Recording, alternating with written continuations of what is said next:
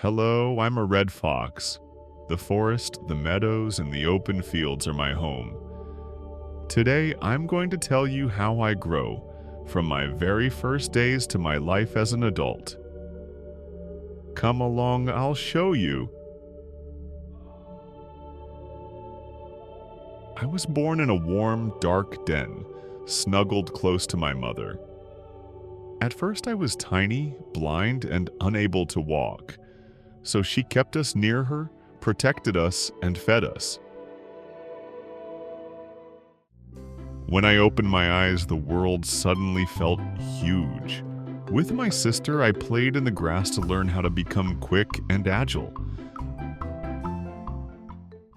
As I grew older, I began to explore the forest. I was curious, a little clumsy, but every day I discovered more of my territory.